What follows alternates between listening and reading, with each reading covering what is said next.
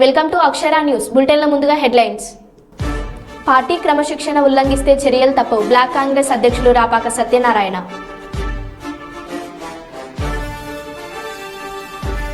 Khammam Wyra TDP post కార్డుల సంతకాల సేకరణ.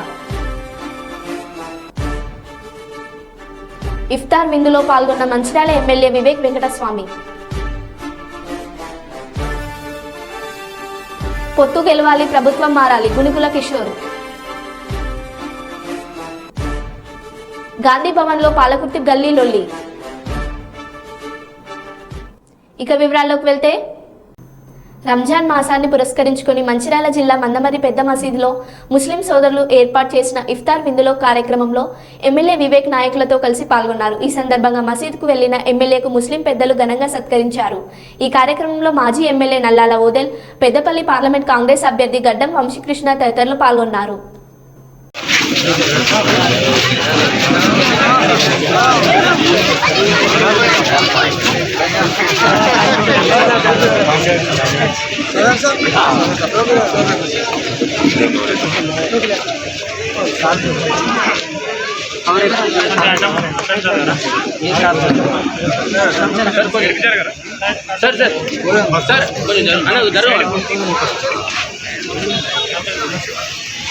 కొంచెం జరగరా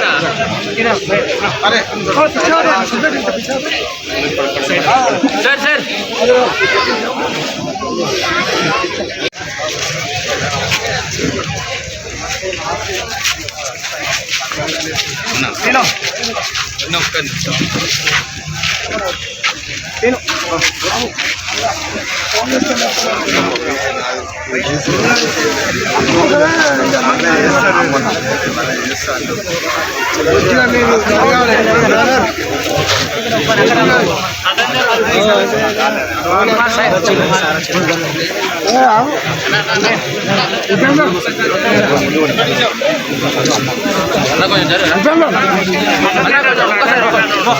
సైడ్ కూడా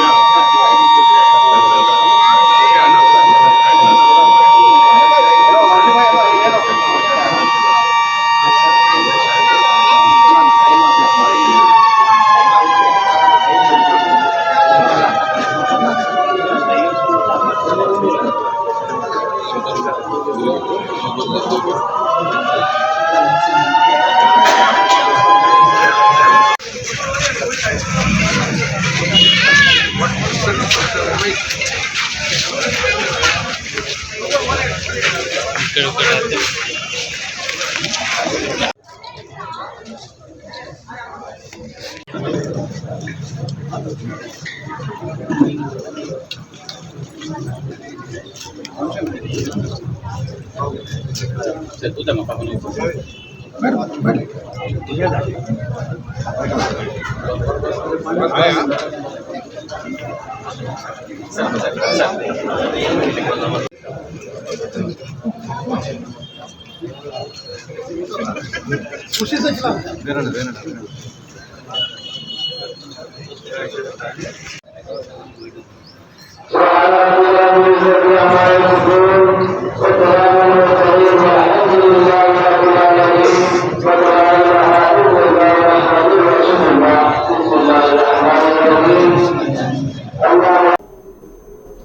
ఎమ్మెల్యే యశస్విన్ రెడ్డి మరియు ఝాన్సీ రెడ్డికి తీరుకు వ్యతిరేకంగా గాంధీ భవన్లో పాలకుర్తి నియోజకవర్గ కాంగ్రెస్ నేతల నిరసన ఆందోళన చేపట్టారు.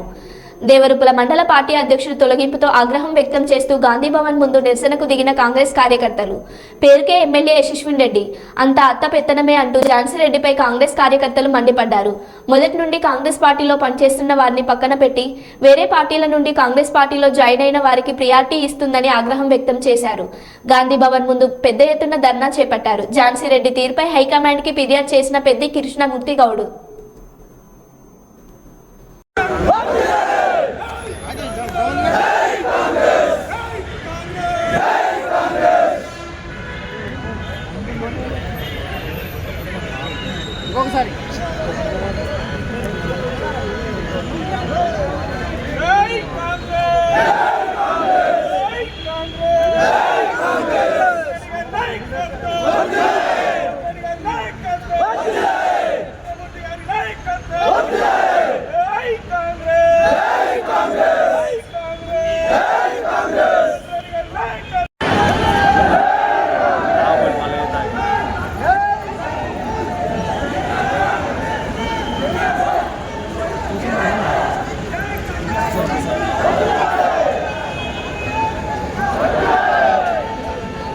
అందుబాటులో ఉండడం లేదు, ప్రజలందరినీ కల్పించడం లేదు.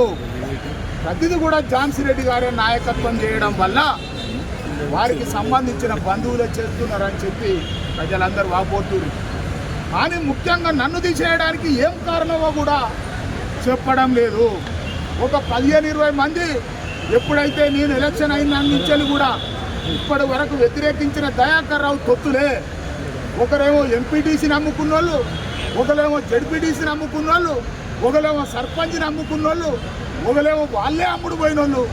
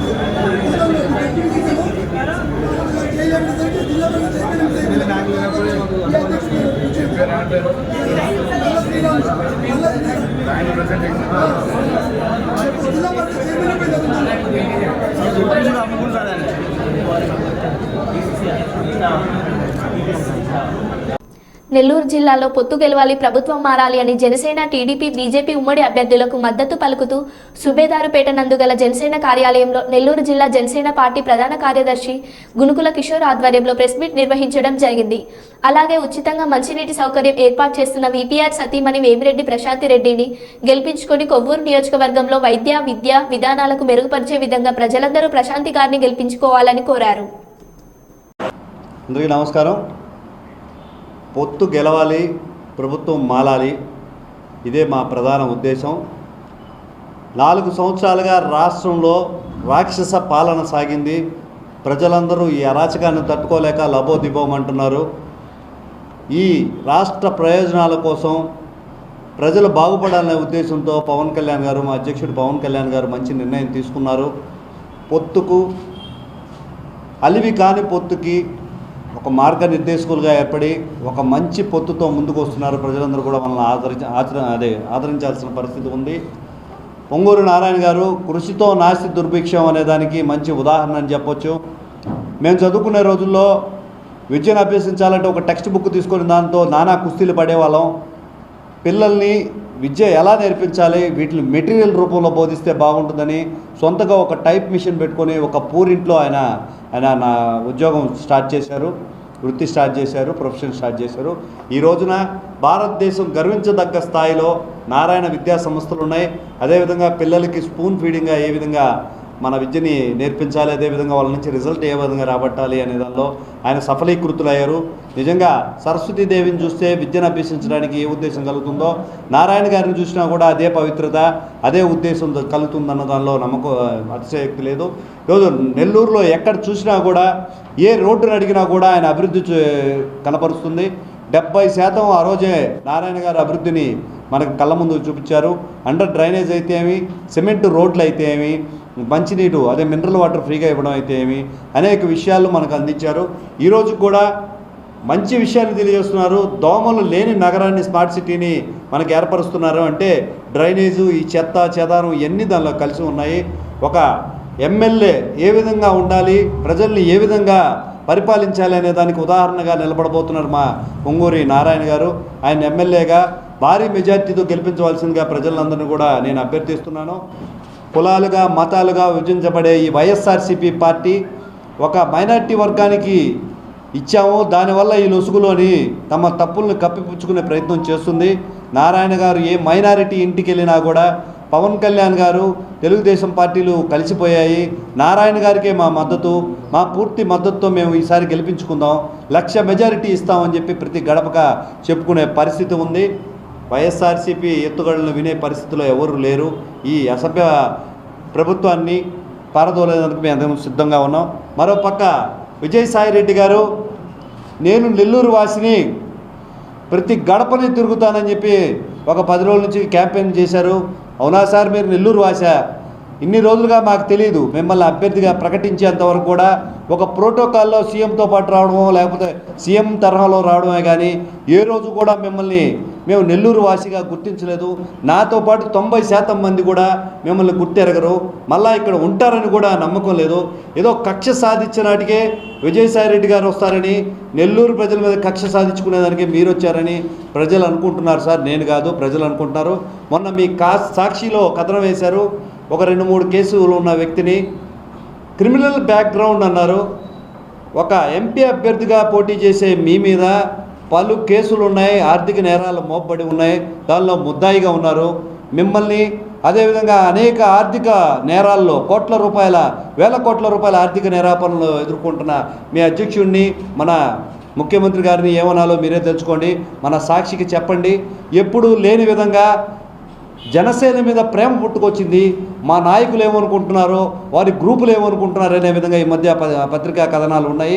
ఎన్నడూ లేని విధంగా జనసేన జిల్లా అధ్యక్షులని, ప్రధాన కార్యదర్శులని వాళ్ళని హైలైట్ చేస్తూ మీరు ప్రోగ్రామ్స్ రాయాల్సిన అవసరం లేదు. Mind game.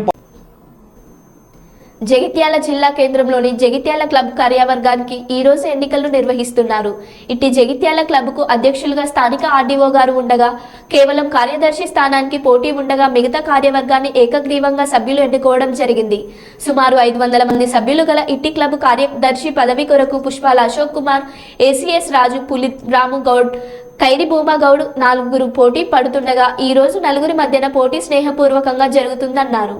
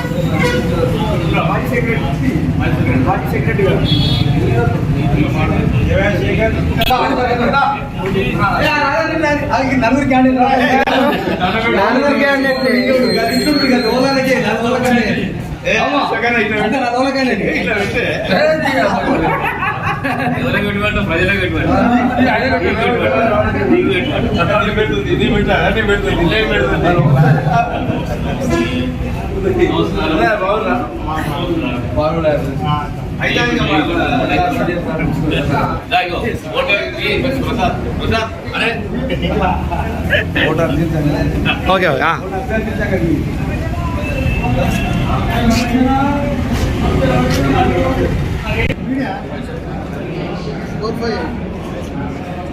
నెంబర్ ఎప్పటికీ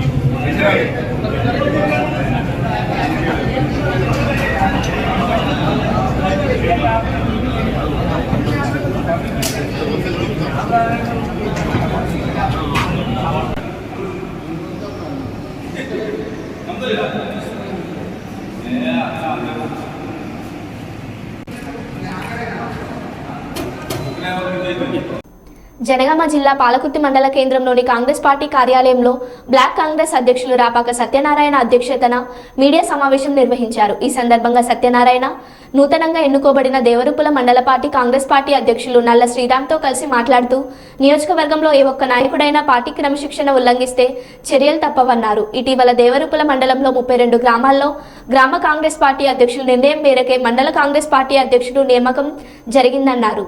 కాంగ్రెస్ పార్టీలో కష్టపడి పనిచేసిన నాయకులకు కార్యకర్తలకు సముచిత స్థానం పార్టీ కల్పిస్తుందన్నారు. నియోజకవర్గ MLA Yashaswin Reddy Congress party incharge Jhansi రెడ్డిపై తప్పుడు ఆరోపణలు మానుకోవాలన్నారు. ఇప్పటికైనా పార్టీ గురించి అందరూ కలిసికట్టుగా పనిచేయాలని కోరుకుంటున్నాను. అధ్యక్ష మార్పు విషయంలో పాలకుర్తి నియోజకవర్గంలో కాంగ్రెస్ పార్టీని ప్రక్షాళన చేసి రాబోయే రోజులలో కాంగ్రెస్ పార్టీ బలోపేతానికి తీసుకున్న నిర్ణయాలే తప్ప ఏ ఒక్కరికి ఇబ్బంది కలిగించే నిర్ణయాలు కాదనే విషయాన్ని మేము తెలియజేస్తున్నాం. మా మాజీ మండల పార్టీ అధ్యక్షుడు పెద్ది కృష్ణమూర్తి గారిని కూడా పిలిచి మాట్లాడి అతనితో చర్చలు జరిపి ఇది కాకుండా భవిష్యత్తులో నీకు జిల్లా పదవులు కానీ ఎలాంటి పదవులైనా ఇవ్వడానికి సిద్ధంగా ఉన్నాం. కొన్ని పరిస్థితులు అక్కడ ఉన్న మండలం ఉన్న పరిస్థితుల వల్ల నిన్ను మారవలసిన అవసరం ఉన్నది అని చెప్పిన తర్వాత కూడా సరే మీరు మార్చితే మీ ఇష్టం, మీరు నాకంటే మంచిగా పనిచేసే వారిని ఎవరున్నా మీరు మార్చుకోండి అని చెప్పిన తర్వాత అక్కడ ఉన్నటువంటి దేవరుపుల మండలంలో ఉన్నటువంటి 32 గ్రామ పంచాయతీలకు సంబంధించిన గ్రామ పార్టీ అధ్యక్షులను ఆ మండలాలకు సంబంధించినటువంటి సీనియర్ నాయకులు అందరినీ కూడా పిలిచి వాళ్ళ అభిప్రాయ సేకరణ చేసిన తర్వాత ఏకగ్రీవ తీర్మానం 28 మంది గ్రామ పార్టీ అధ్యక్షులు ఏకగ్రీవంగా తీర్మానం చేసి మాకు కొంత కమ్యూనికేషన్ గ్యాప్ ఉన్నది కాబట్టి అధ్యక్ష మార్పు చేసినట్టయితే కొంచెం పార్టీ బలోపేతమవుతుందనే ఒక వాళ్ళు నిర్ణయించారు. కాబట్టి ఆ నిర్ణయం ప్రకారమే మా పాలకుర్తి నియోజకవర్గం ఎమ్మెల్యే యశస్విన్ రెడ్డి గారు మరి అదేవిధంగా పాలకుర్తి నియోజకవర్గం కాంగ్రెస్ పార్టీ ఇన్ఛార్జి ఝాన్సీ రెడ్డి గారు నిర్ణయం తీసుకోవడం జరిగింది తప్ప వేరే ఉద్దేశం ఏం లేదు. పార్టీని బలోపేతం చేసే క్రమంలో గతంలో అక్కడ మండల పార్టీ అధ్యక్షులు ఉన్నటువంటి సురేష్ బాబు గారిని కూడా ఇదే విధంగా మార్చిన రోజు కూడా ఎలాంటి గొడవలు ఏం లేవు, ఎలాంటి ఏం చేయలేదు.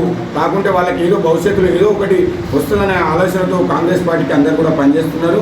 దానికి తోడు కొత్తగా దుగ్గ్యాల శ్రీనివాసరావు గారు ఉన్నప్పుడు కూడా జంగారావు రెడ్డి గారు వచ్చినప్పుడు కూడా నన్ను కూడా అధ్యక్షునిగా మార్చి మల్లారెడ్డి గారు కూడా పెట్టడం జరిగింది. పెట్టినప్పుడు కూడా పార్టీకి కంకణబద్ధులై ఎవరున్నా పార్టీకే పనిచేయాలన్న ఒక ఆలోచనతోనే ఈరోజు మనందరం కూడా కాంగ్రెస్ పార్టీకి పనిచేసినాం. కాబట్టి ఇప్పటికైనా కాంగ్రెస్ కార్యకర్తలు అందరూ గమనించవలసిన విషయం ఏంటంటే ఎమ్మెల్యే గారికి ప్లస్ ఝాన్సీ రెడ్డి గారికి ఎలాంటి ఇంట్రెస్ట్ లేదు. ఈ మధ్యలో ఈ 2-3 రోజుల నుంచి కొత్తగా వస్తున్నాయి ఏంటంటే ఇసుక దందా ప్లస్ గుట్టది ఇంకా ఏదో పరామర్శలకు పోతుంటే ఇవన్నీ వద్దన్నందుకు ఇవన్నీ చేస్తాంటేనే మార్పు అనేది అది తప్పు ముచ్చట.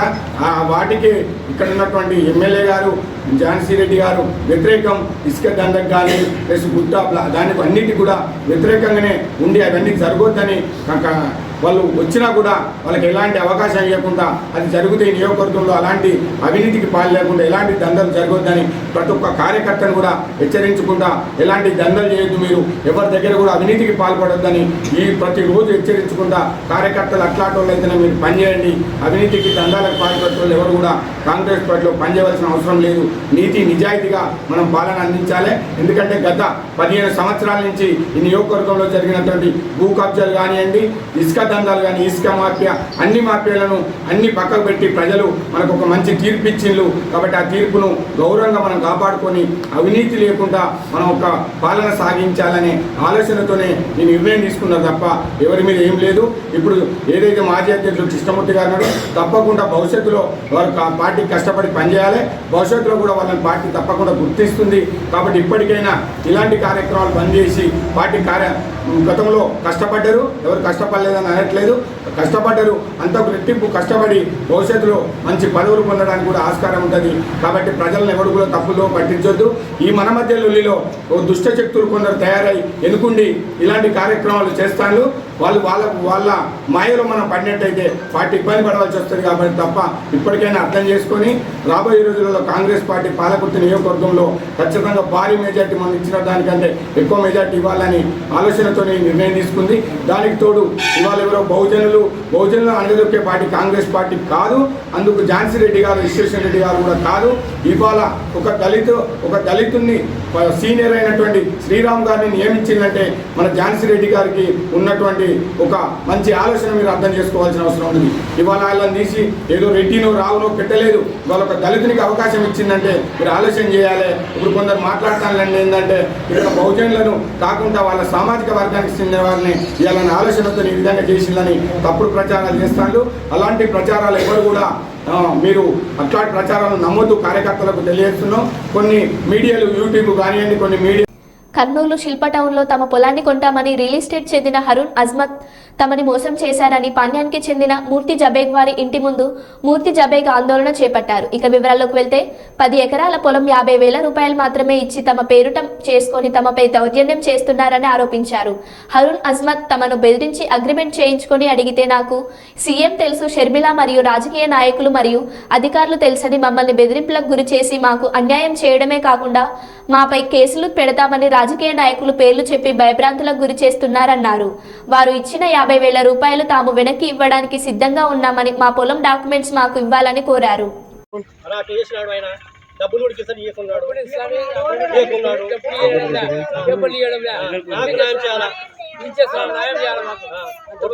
తీసుకొచ్చినాడు డాక్యుమెంట్ తీసుకొచ్చి సతాయిచ్చినాడు. మాకు న్యాయం చేయాలా, डॉक्यूमेंट తీసుకొస్తున్నాడు.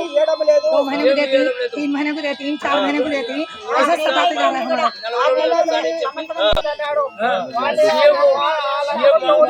मुख्यमंत्री మంచి బిల్డింగ్ చూద్దాం. ఫస్ట్ బిల్డింగ్ వెయిట్ చేసుకుంటాం.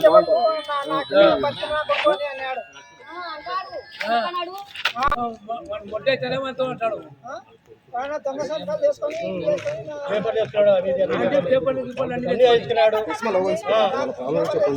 నాకు పాలెంలో 10 ఎకరాల పొలం ఉంది.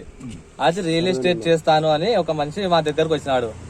వస్తే ఈ హారూన్ అనే మనిషి దగ్గర తోలుకొచ్చినాడు. దాంట్లో ఏది పాస్ పుస్తకాలు సరిగా లేవు. అది మేము సరి చేసుకుంటాము, మీరు మాకు అమ్మినట్టు రాసి ఇవ్వాలి. ఫస్ట్ అది అమ్మినట్టు రాసిస్తేనే మేము చేయగలుగుతాం, ముందరికి వెళ్తాం. దానికి మీకు ఒక 50,000 అడ్వాన్స్ గా ఇస్తాము, అంతకంటే ఎక్కువ ఇవ్వం. అడ్వాన్స్ పూర్తి పనులు అయిన తర్వాత మీకు 15 లక్షల లెక్క కట్టిస్తామని చెప్పినారు. సార్ దాంట్లో డేట్ మెన్షన్ చేయని చెప్పినాము. అగ్రిమెంట్ లో డేట్ మెన్షన్ చేయని చెప్తే ఆ మనిషి అగ్రిమెంట్ లో డేట్ కానీ మెన్షన్ చేయాలి. చూడండి కావాలంటే. ఇప్పుడు మీకు ఏం కావాలన్నా ఇప్పుడు మేమేమంటున్నాం అంటే మా పరిస్థితులు బాగలేవు, మా ఫాదర్ హాస్పిటల్లో ఉన్నాడు, ఏమైనా కావచ్చు, డబ్బులన్నా ఇవ్వండి, లేదా మా డాక్యుమెంట్ అగ్రిమెంట్ క్యాన్సిల్ చేసుకోండి అని అడుగుతున్నాం. నాకు సీఎం తెలుసు, వైఎస్ జగన్ తెలుసు, షర్మిల తెలుసు, ఏదేదో అంటున్నాడు.